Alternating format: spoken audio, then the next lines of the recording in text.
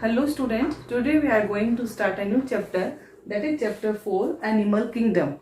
Student, Animal Kingdom को start करने से पहले इसमें बार बार यूज होने वाली कुछ बेसिक और इम्पोर्टेंट टर्म्स है वो हमें आज कवर करनी है कि कौन कौन सी टर्म्स है, उनके क्या मीनिंग है, जो बार बार हम इसके फाइलम पढ़ेंगे ना तो यूज होती है.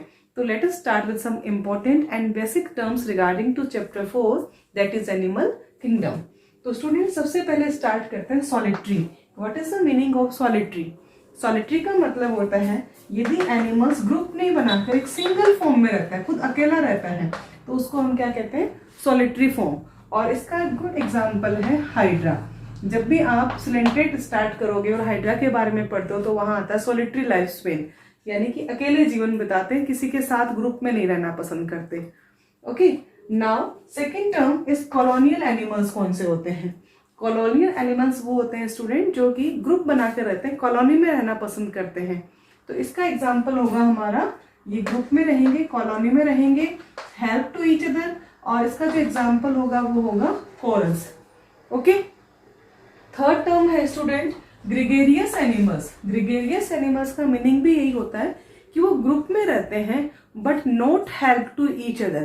तो यहाँ पर देखो कॉलोनियल और ग्रेगेरियस दोनों में मीनिंग तो सेम सा निकल रहा था दोनों का, लेकिन फिर भी कुछ डिफरेंस है. ग्रुप में ये भी रहते हैं बट एक दूसरे को हेल्प नहीं करते और हार्मफुल भी नहीं होते दूसरों के लिए. बट जो ग्रेगेरियस है ये ग्रुप में रहते, एक दूसरे को हेल्प नहीं करते. और इसका जो सबसे अच्छा एग्जाम्पल है वो होता है लॉकस्ट. ये जो लॉकस्ट टिड्डी होती है उसको बोलते हैं, वो ग्रेगेरियस एनिमल्स की कैटेगरी में आता है. उसके बाद है free living animals. Free living animals का मीनिंग होता है they do not depend on others. Independent life होती है अपनी, वो सर्वाइव करना पसंद करते हैं, वो फ्री लिविंग एनिमल्स होते हैं. पैरासाइट. पैरासाइट का मीनिंग वैसे कई बार पढ़ चुके हैं, आपको ध्यान है. पैरासाइट का मीनिंग होता है depend on others. Depend on others, और जिस पर डिपेंड करते हैं उसको हम बोलते हैं होस्ट. ओके, अब है सेसाइल एनिमल. सेसाइल का क्या मीनिंग होता है? सेसाइल का मीनिंग होता है कि ये मूव नहीं करते, मोटाइल नहीं होते. जो बॉटम होता है मीन्स एक्वेटिक लाइफ की यदि हम बात करें तो एक्वेटिक लाइफ में जो ऑर्गेनिज्म बॉटम के साथ अटैच रहते हैं उसको हम क्या कहते हैं? सेसाइल. तो यहाँ पर हम कह सकते हैं सेसाइल ऑर्गेनिज्म वो होते हैं that are attach to substratum. कोई भी हार्ड सबस्ट्रेटम या सरफेस है उसके साथ अटैच रहते हैं स्टूडेंट. उसके बाद नेक्स्ट टर्म है हमारी sanguivorous animals that depend on blood, means feed on blood, जो ब्लड सक करके अपनी लाइफ सरवाइव करते हैं. और इसका सबसे अच्छा एग्जाम्पल होता है स्टूडेंट लीच. जो लीच होती है वो हमेशा होस्ट जो होता है उसका ब्लड सक करती रहती है. तो ये कुछ बेसिक टर्म्स है. अब इसके बाद कुछ और बेसिक टर्म्स है वो भी डिस्कस करते हैं हम इसी लेक्चर में स्टूडेंट. तो let us start some another basic terms regarding to chapter.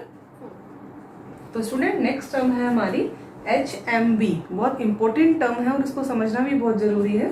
HMB 3 spelling है एक साथ, हर्मोफ्रोडाइट, मोनोशियस और बाइसेक्सुअल ऑर्गेनिज्म. ओके, इनका मीनिंग क्या होता है स्टूडेंट? हम यहाँ पर बाइसेक्सुअल लिख लेते हैं ओनली क्योंकि मीनिंग जल्दी क्लियर होता है बाइसेक्सुअल से. हर्मोफ्रोडाइट, मोनोशियस और बाइसेक्सुअल ऑर्गेनिज्म का मीनिंग है कि जिसमें सेक्स होते हैं वो सेपरेट नहीं होते. मेल और फीमेल गैमेट्स प्रोड्यूस करने वाली जो ऑर्गन्स होते हैं वो एक ही बॉडी पे प्रेजेंट होते हैं. तो हम कह सकते हैं the organism that have both male and female on the single organism are termed as bisexual organism. Okay, और बाइसेक्सुअल को हम मोनोशियस कहते हैं और हर्मोफ्रोडाइट बोलते हैं. ओके, नेक्स्ट टर्म है इसी के रिगार्डिंग डायोशियस एनिमल और we can say unisexual. Dioecious और यूनिसेक्सुअल. यूनि मीन्स सिंगल, यानी the organism that have only single sex is known as unisexual organism. जैसे हमारी बात करें तो मेल अलग होता है और फीमेल अलग होता है, तो हम लोग किस कैटेगरी में आते हैं? यूनिसेक्सुअल ऑर्गेनिज्म की कैटेगरी में आते हैं. ओके, तो यहाँ पर यूनिसेक्सुअल के लिए टर्म यूज होती है डायोशियस. बाइसेक्सुअल के लिए क्या टर्म यूज होती है? मोनोशियस और हर्मोफ्रोडाइट भी बोलते हैं. ओके, नेक्स्ट टर्म है स्टूडेंट ओविपेरस. ओविपेरस का मीनिंग होता है the organism that lay eggs, यानी कि जो एग ले करते हैं उन एनिमल्स को हम क्या कहते हैं? Oviparous animals. ओके, अब आपसे एग्जाम्पल पूछा जाए तो मोस्ट कॉमन एग्जाम्पल है बर्ड्स। रेप्टाइल्स भी इस कैटेगरी में आते हैं जो कि एग ले करते हैं। ओके, तो उनको हम क्या कहेंगे? Oviparous animals. एग आने के बाद में उनकी हैचिंग होती है और फिर यंग वन का बर्थ होता है। ओके, नेक्स्ट है student viviparous animals. Viviparous animals का मीनिंग होता है जो एग ले नहीं करते, they give birth to young one, यानी वहां पर जो यंग वन होता है उसका बर्थ होता है। उन ऑर्गेनिज्म को हम कहते हैं विविपेरस ऑर्गेनिज्म और एनिमल्स लाइक मैमल्स। हम लोग हैं वो विविपेरस की कैटेगरी में आते हैं क्योंकि एग ले नहीं करते, जो यंग वन होता है उसका बर्थ होता है। ओके स्टूडेंट, अब इसी के रिगार्डिंग एक नेक्स्ट टर्म और है that is ovoviviparous.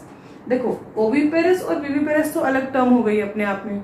Oviparous lay eggs, viviparous that give birth to young ones. But ovoviviparous क्या होते हैं? ओवोविविपेरस में क्या होता है, जो फीमेल होती है उसके इनसाइड फीमेल की बॉडी में एग फर्टिलाइज होता है। ओके, और ये जो एग होता है ना, ये फीमेल की बॉडी में रहता है, उसके अंदर रहता है। और न्यूट्रिशन कहाँ से लेता है? यॉक सेक से। जो यॉक होता है एग का, उससे जो डेवलपिंग स्ट्रक्चर है वो न्यूट्रिशन लेती रहेगी। अब फीमेल की बॉडी के अंदर ही हैचिंग होती है, यानी जो एग है वो फर्टिलाइज भी इनसाइड हुआ, उसका डेवलपमेंट भी अंदर ही हो रहा है फीमेल बॉडी में। न्यूट्रिशन कहाँ से ले रहा है? यॉक से, क्योंकि प्लेसेंटल एनिमल्स नहीं होते, इनमें प्लेसेंटा तो होता ही नहीं है कि न्यूट्रिशन प्लेसेंटा से मिल जाए। जैसे कि मेमल्स में होता है कि डेवलपिंग एम्ब्रियो जो होता है उसको न्यूट्रिशन कहाँ से मिलता है? प्लेसेंटा से मिलता है। बट यहाँ पर प्लेसेंटा नहीं होता, तो जो एग का यॉक होता है ना, वही डेवलपिंग स्ट्रक्चर को न्यूट्रिशन देता है। अब जो फीमेल बॉडी है उसके इनसाइड ही उसकी हैचिंग हुई, और हैचिंग होने के बाद में, हैचिंग का मीनिंग होता है एग का ब्रेकडाउन होना, और उसकी हैचिंग के बाद में जो यंग वन होता है उसका बर्थ होता है। तो इसलिए इसको नाम दिया ओवोविविपेरस, यानी ओविपेरस और विविपेरस दोनों के इन बिटवीन की कैटेगरी में आता है, क्योंकि एग भी बना, एग फर्टिलाइज भी हुआ, एग की हैचिंग भी हुई। लेकिन ओविपेरस में जैसे एग की हैचिंग बाहर हो रही थी, यहाँ पर फीमेल बॉडी के अंदर हुई और फिर यंग वन का बर्थ हुआ।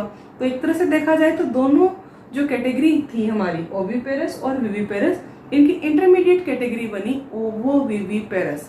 ओके, अब इसका एग्जांपल स्टूडेंट हम दे सकते हैं शार्क, ठीक है, और एक होता है वाइपर, जो ये पॉइजनस स्नैक्स होते हैं वो भी इस कैटेगरी में आते हैं। ओके स्टूडेंट्स, अब इसके बाद नेक्स्ट टर्म्स देखते हैं हम।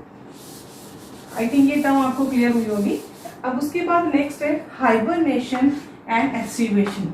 ये दोनों टर्म किसके रिगार्डिंग है? हाइबरनेशन। पॉलर बियर का नाम सुना होगा आपने कि पॉलर बियर विंटर में बहुत लॉन्ग टाइम के लिए अपने आप को छिपा लेता है, वो कहीं चला जाता है, लॉन्ग टाइम के लिए वो सोता है। तो जो हाइबरनेशन होता है वो होता है विंटर स्लीप, ठीक है, सर्दियों में लॉन्ग टाइम के लिए एक जगह पर जाके अपने आप को इनएक्टिव कर लेना, वो होता है हाइबरनेशन।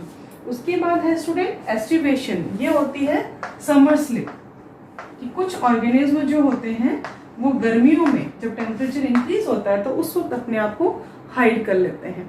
ओके, नेक्स्ट है स्टूडेंट पार्थेनोजेनेसिस। ये एक न्यू टर्म है आपके लिए, पार्थेनोजेनेसिस। हाइबरनेशन फिर भी आपने सुना हुआ है। पार्थेनोजेनेसिस का मीनिंग होता है, हम हमेशा ये जानते हैं कि मेल और फीमेल गैमेट का फ्यूजन होके फिर जाइगोट बनता है, और जाइगोट में ये डिटरमाइन होता है कि ये जाइगोट जो है वो एम्ब्रियो बनाएगा या फीटस बनाएगा, वो मेल होगा या फीमेल। ये डिपेंड करता है कि हमें कौन से क्रोमोसोम है वो पेरेंट्स से मिले हैं। ओके, लेकिन पार्थेनोजेनेसिस में क्या होता है कि जो फीमेल गैमेट होता है उस फीमेल गैमेट का फ्यूजन ही नहीं होता, फर्टिलाइजेशन ही नहीं होता किसी के साथ में, मेल गैमेट के साथ में। फीमेल गैमेट विदाउट फर्टिलाइजेशन, यानी यहाँ पर कोई फर्टिलाइजेशन नहीं होगा, विदाउट फर्टिलाइजेशन वो एक न्यू इंडिविजुअल में कन्वर्ट हो जाता है। और न्यू इंडिविजुअल मेल होगा या फीमेल, वो डिपेंड करेगा सराउंडिंग एनवायरनमेंट का टेम्परेचर कैसा है, उसके अकॉर्डिंग वो मेल और फीमेल में कन्वर्ट होते हैं। ओके, तो ये स्टूडेंट कुछ टर्म्स थी हमारी basic terms about chapter 4। HMB का मीनिंग आई थिंक क्लियर हुआ होगा। Bisexual organism that have both sex on single organism, unisexual organism that have separate sex, male और female sex, oviparous that lay eggs, viviparous give birth to young ones, ovoviviparous दोनों की intermediate category, और ये hibernation, aestivation and parthenogenesis. Okay, तो student अभी कुछ और भी इंपॉर्टेंट टर्म्स है इस चैप्टर के रिगार्डिंग जो हमें पढ़नी है। तो इस लेक्चर में ये टर्म्स, अब आगे नेक्स्ट लेक्चर में मिलते हैं और कुछ नई टर्म्स के साथ में। Thank you students.